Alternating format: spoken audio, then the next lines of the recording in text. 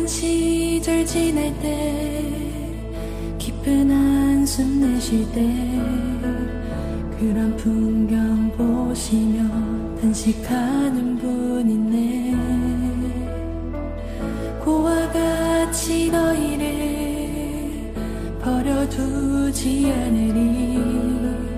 내가 너희와 영원히 함께하리라. 억눌린 자 갇힌 자 자유함이 없는 자 피난처가 되시는 성령님 계시네. 주의 영이 계신 곳에 참 자유가 있다네. 진리의 영이신 성령이 오셨네. 성령이 오셨네. 성령이 오셨네. 내 주의 보내신 성령이 오셨네. 우리 인생 가운데 진리 찾아오셔서 그 나라 꿈꾸게 하시네. 그 나라 그 교회 꿈꾸게 하시네. 고한 시절 지낼 때 깊은 한숨 내쉴 때 그런 풍경 보시며 단식하는 분이네. 고와 같이 너희를 버려두지 않으리. 내가 너희와 영원히 함께하리라. 성령이 오셨네. 성령이 오셨네. 내 주에 보내신 성령이 오셨네.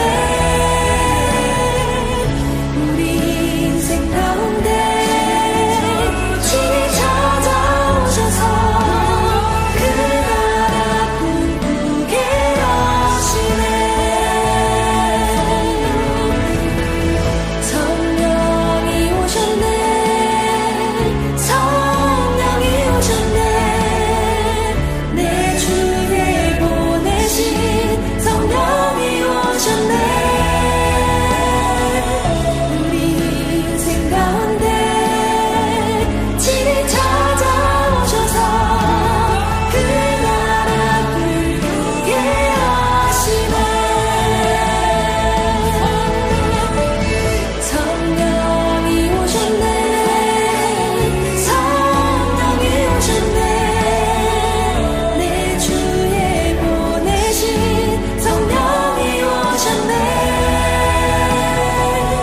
우리 인생 가운데 진리 찾아오셔서 그 나라 꿈꾸게 하시네.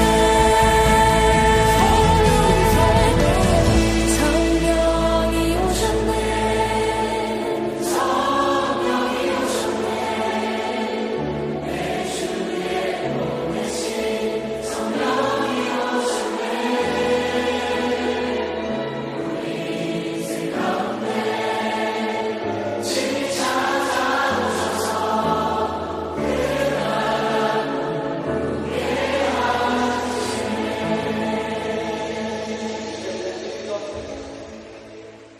오늘 우리에게 주시는 하나님의 말씀은 시편 126편 1절에서 6절 말씀입니다. 여호와께서 시온의 포로를 돌려 보내실 때에 우리는 꿈꾸는 것 같았도다. 그때에 우리 입에는 웃음이 가득하고 우리 혀에는 찬양이 찼었도다. 그때에 문 나라 가운데에서 말하기를 여호와께서 그들을 위하여 큰 일을 행하셨다 하였도다. 여호와께서 우리를 위하여 큰 일을 행하셨으니 우리는 기쁘도다. 여호와여, 우리의 포로를 남방 시내들같이 돌려보내소서. 눈물을 흘리며 씨를 뿌리는 자는 기쁨으로 거두리로다. 울며 씨를 뿌리러 나가는 자는 반드시 기쁨으로 그 곡식단을 가지고 돌아오리로다. 언젠가 제 딸아이가 어린이집에서 씨앗을 하나 받아왔습니다. 작은 화분에 그 씨앗을 심고는 매일 아침 저를 부르며 물을 주자고 했죠. 처음에는 씨앗이 보이지 않아서 금세 잊어버릴 줄 알았습니다. 그런데 아니었습니다. 딸아이는 하루가 멀다 하고 그 화분을 들여다보며 아빠, 언제 싹이 나올까? 언제 꽃이 필까? 하곤 묻곤 했습니다. 아직 흙밖에 없는데 딸의 눈에는 그 씨가 자라나 멋지게 열매 맺을 미래가 보이는 것 같았습니다. 마침내 시간이 흘러 흙을 비집고 작은 새싹이 올라오는 것을 보았을 때 제 딸아이는 그 어떤 선물을 받았을 때보다 기뻐하며 좋아했습니다. 그 순수한 기다림이 저에게는 큰 감동이 되었죠. 씨앗을 심는다는 것은 소망을 심는 것과 같습니다.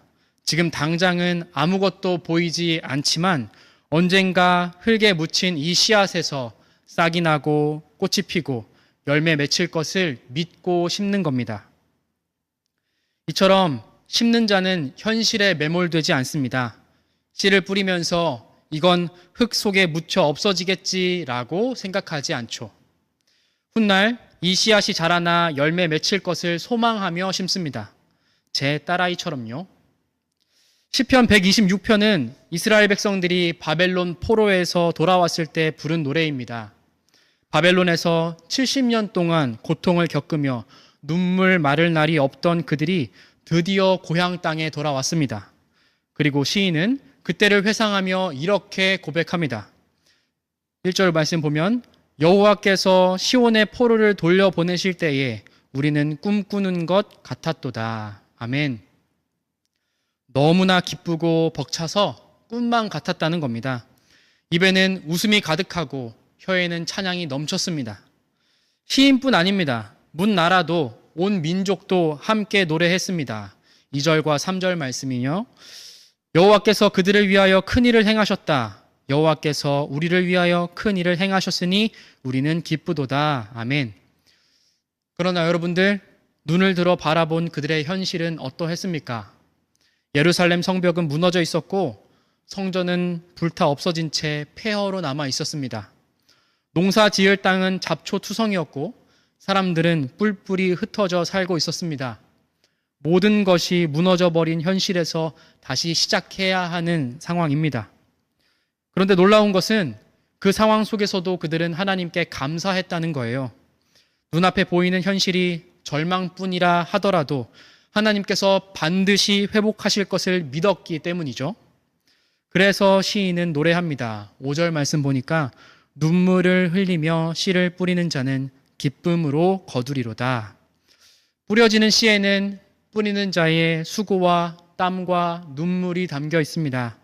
그러나 그 속에 담긴 눈물이 결코 헛되지 않은 이유는 울며 씨를 뿌리러 나가는 자는 반드시 기쁨으로 그 곡식단을 가지고 돌아오리로다 라는 말씀처럼 하나님께서 반드시 기쁨의 단으로 거두게 하실 것이기 때문입니다. 여러분들의 군 생활을 보십시오. 어떤 날은 눈물이 납니다. 훈련의 고단함, 져야만 하는 책임의 무게, 가족에 대한 그리움, 이해받지 못하는 외로움, 이것들이 군 생활을 하는 내내 있습니다. 그럴 때 우리 속에서 솟아오르는 것은 너무나 당연하게도 원망과 불평이죠. 하지만 그것들을 잠재우고 눈물을 머금은 채 감사할 것들을 계속 찾아 헤아리고 선포하는 순간 그 감사가 씨앗이 되는 겁니다. 당장은 그 씨앗이 흙 속에 묻혀 보이지 않는다 하더라도 하나님께서 반드시 그 씨앗에서 싹을 틔우시고 열매를 맺게 하십니다. 눈에 보이는 건 무너진 성벽과 황폐해진 땅뿐. 그러한 상황 속에서 이스라엘 백성들이 했던 고백들, 여호와께서 우리를 위하여 큰 일을 행하셨으니 우리는 기쁘도다.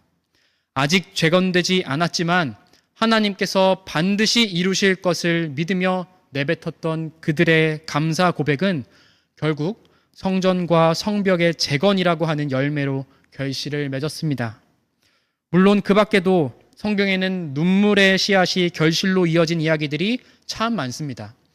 요셉을 기억합니다. 형들에게 버림받고 노예로 팔리고 감옥에 갇히면서도 그는 원망을 잠재우고 하나님께서 함께 하신다는 믿음으로 눈물의 씨앗을 뿌렸습니다.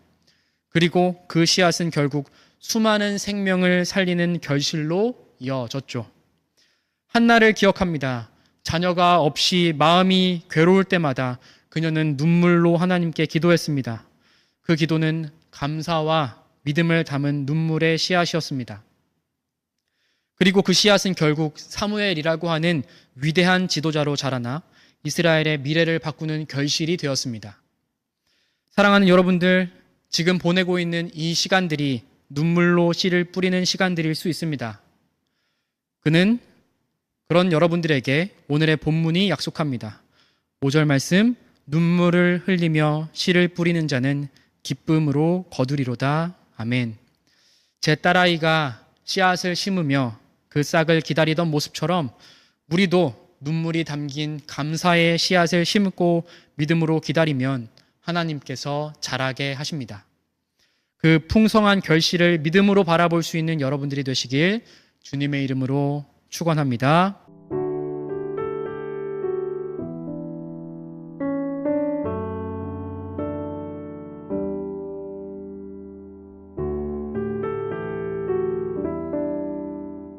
하나님 아버지, 눈물로 씨를 뿌리는 우리의 수고가 헛되지 않음을 믿습니다.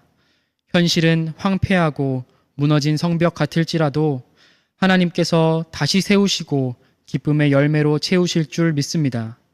지금 이 자리에서 감사의 씨앗을 심게 하여 주시고 하나님 나라의 풍성한 결실로 이어지게 하옵소서. 예수 그리스도의 이름으로 기도드립니다. 아멘. 이제는 우리 주 예수 그리스도의 크신 은혜와 아버지 하나님의 사랑과 성령 하나님의 내주교통 충만하심이 이 시간 기도하는 모든 이들의 머리 위에 이제부터 영원까지 함께 있을지어다. 아멘.